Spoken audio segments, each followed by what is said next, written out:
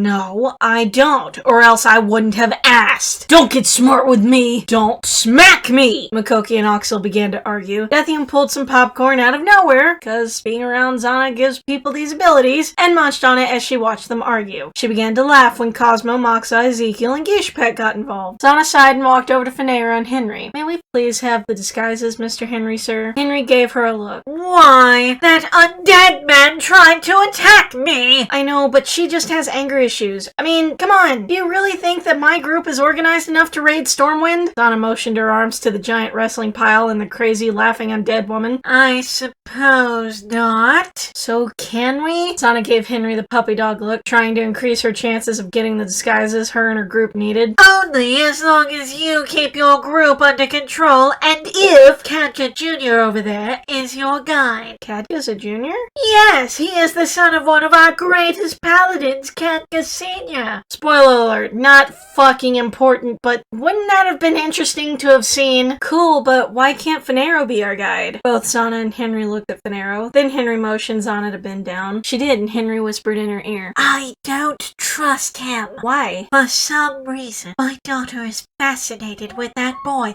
and I'm afraid he might try to take advantage of her. You know I can hear you, right? Fanero asked. Oh, cheese and crackers. Like, it's the two of them right here at the front of the screen, and he's just literally right there, standing in the background. Elf, able to hear better.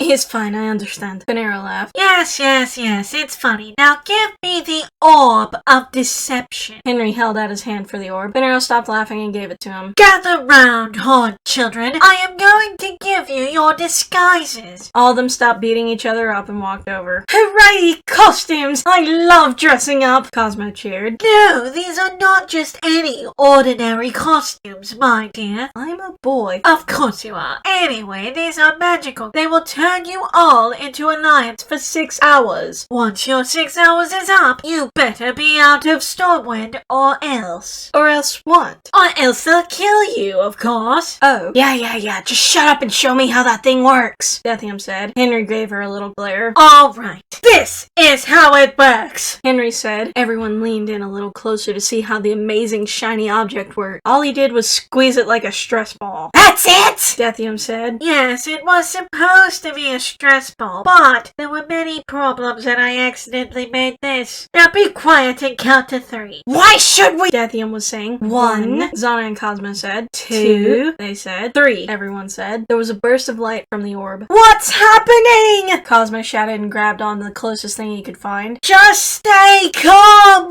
Henry shouted. I can't see anything, Moxa shouted. I'm blind! Just a couple more seconds, Henry shouted. The light stayed for 5 more seconds, then went away. Whoa, Khadga and Fanero said. Xanna and her friends rubbed their eyes so they could see clearly. Whoa, they all said. We might live after all. That was the end of chapter 11. Oh my god, it was fucking long. Both of these last 2 chapters were fucking long. I mean, spoiler alert if you haven't picked up on it already, because of how shit's been going. I have actually been recording chapter 11 on several different days. They were not all done on the same day like almost every other chapter has been. I might have done it a little bit on chapter 10 as well, but chapter 11 has taken a month of separate recording sessions, but I tried to keep it as consistent as possible. It's definitely got my interest. Let's get on to the review. Writing style, 0. Spelling, grammar, and punctuation, 0. I think I'm really gonna change the stats like when season